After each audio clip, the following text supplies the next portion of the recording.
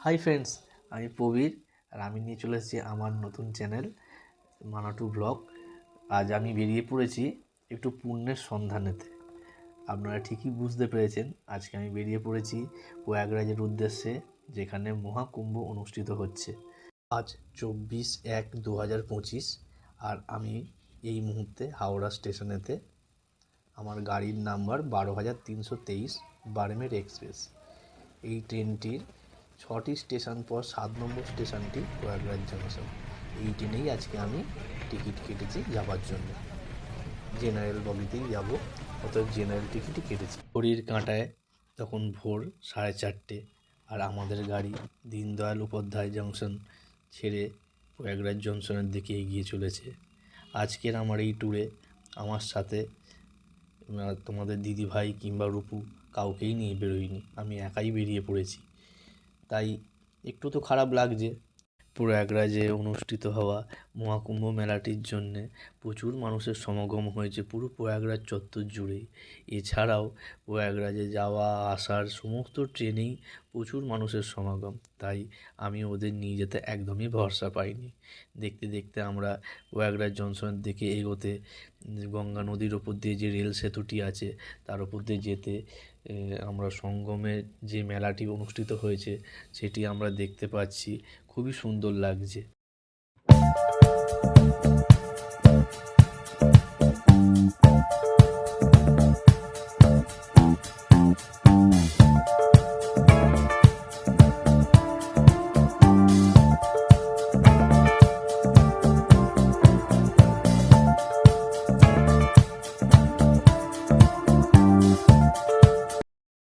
সকাল 6:50, আর আমাদের বার্মির এক্সপ্রেস ঢুকে গেল প্রয়াগরাজ জংশনেতে, যেখানে আমি নামবো।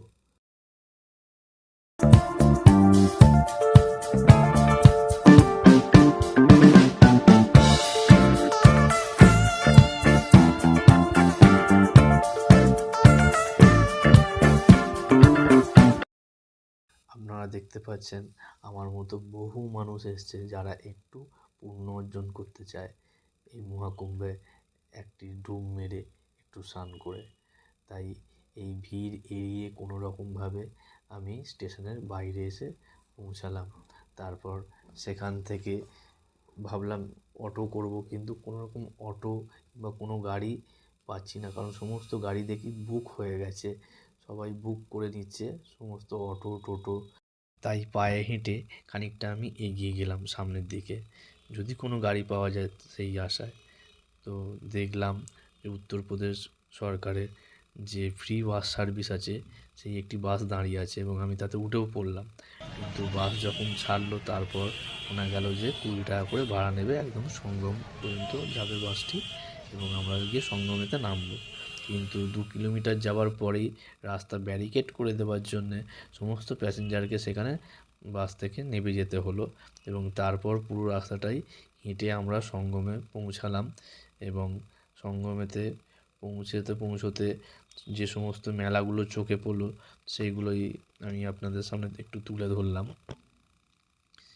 একটি রাম মন্দির তৈরি করেছে, দেখা যাচ্ছে খুবই সুন্দর করেছে। ভিতরে ঢুকতে পারলাম না, কারণ সেই সময় মন্দিরের ভিতর পুজো হচ্ছিল বলে সামনের দিকে বন্ধ করে রেখেছিল, কোনো দর্শনার্থীদেরই ঢুকতে দিচ্ছিল না আর কি।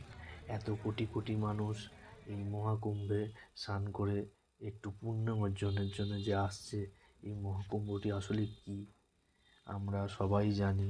সমুদ্র মন্থনের গল্পটি, যেখানে সমস্ত দেবতারা এবং অসুররা মিলে যে সমুদ্র মন্থন করার পর যে অমৃতটি উঠেছিল সেটি একটি কুম্ভে রাখা হয়েছিল।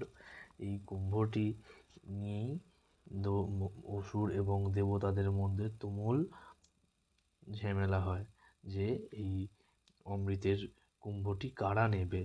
তখন সমস্ত দেবতাগণ বিষ্ণুর শরণাপন্ন হয়, এবং এই বিষ্ণুর শরণাপন্ন হতে, বিষ্ণুকে সমস্ত কথা জানাতে তখন বিষ্ণু মোহিনী রূপ ধরে সমস্ত অসুরদের চোখে ফাঁকি দিয়ে সেই অমৃত কুম্ভটি নিয়ে পালিয়ে যায় সেখান থেকে। এবং তারই মধ্যে থেকে 4 ফোঁটা অমৃত আমাদের মর্তের 4টি জায়গায় পড়ে, যেটি হচ্ছে উজ্জয়িনী, নাসিক, হরিদ্বার এবং প্রয়াগরাজ।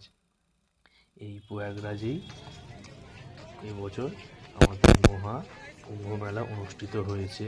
প্রতি বছরই কুম্ভ মেলা হয়, তবে 6 বছর পর পর হলে তখন হয় অর্ধকুম্ভ, এবং 12 বছর সেটি যখন হয় তখন হয় পূর্ণকুম্ভ, এবং এই পূর্ণকুম্ভই যখন 12বার হবে, মানে 144 বছর পর, তখন হয় সেটাই একটি মহাকুম্ভ।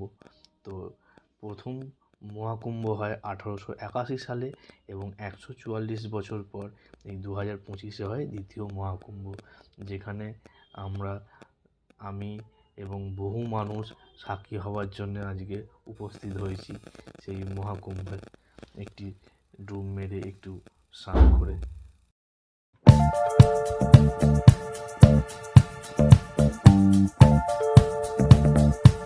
হর হর মহাদেব, জয় মা গঙ্গে। অবশেষে প্রয়াগরাজে এসে আমার মহাকুম্ভের স্নান করাটি সার্থক হলো। এবার আমার বাড়ি ফেরার পালা, তাই আমি ঠিক করে নিলাম সঙ্গম থেকে প্রয়াগরাজ জংশন স্টেশন হেঁটেই যাব। তাই যে হাঁটা পথে যেতে যেতে একটি জগন্নাথ মন্দির ও হনুমান মন্দিরও দর্শন করে নিলাম, এবং বেশ খানিকক্ষণ পর 10-12 কিলোমিটার অতিক্রম করার পর পৌঁছে গেলাম প্রয়াগরাজ জংশন রেলওয়ে স্টেশনেতে, যেখানে 2 নম্বর কাউন্টারেতে আমাদের হাওড়া যাওয়ার জন্যে টিকিট কাউন্টার ছিল।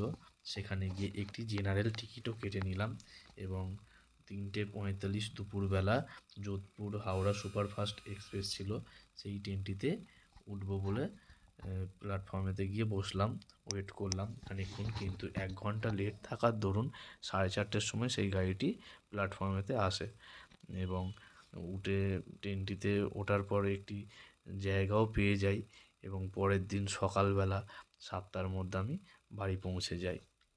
তো আমার এই ভিডিওটি আপনাদের কেমন লাগলো অবশ্যই লাইক, শেয়ার এবং কমেন্ট করে জানাবেন। যারা যারা এখনও পর্যন্ত মহাকুম্ভে যাননি অবশ্যই যান, কিন্তু শাহী স্নানের দিনগুলো যদি আপনারা বাদ দিয়ে যেতে পারেন তাহলে খুবই ভালো হয়, কারণ শাহী স্নানের দিনগুলি খুবই ভিড় হয়, সেই সময় খুবই প্রবলেম হয়, কারণ অনেক জায়গায় নো এন্ট্রি করে দেয়। এবং আমার এই ভিডিওটি আপনাদের যদি ভালো লেগে থাকে তাহলে আমার চ্যানেলটি অবশ্যই সাবস্ক্রাইব করে বেল আইকনটি টিপে দিন, যাতে আমার সমস্ত নতুন ভিডিওগুলি সবার আগে আপনাদের কাছে পৌঁছে যেতে পারে। এবং আপনারা সবাই ভালো থাকবেন, সুস্থ থাকবেন।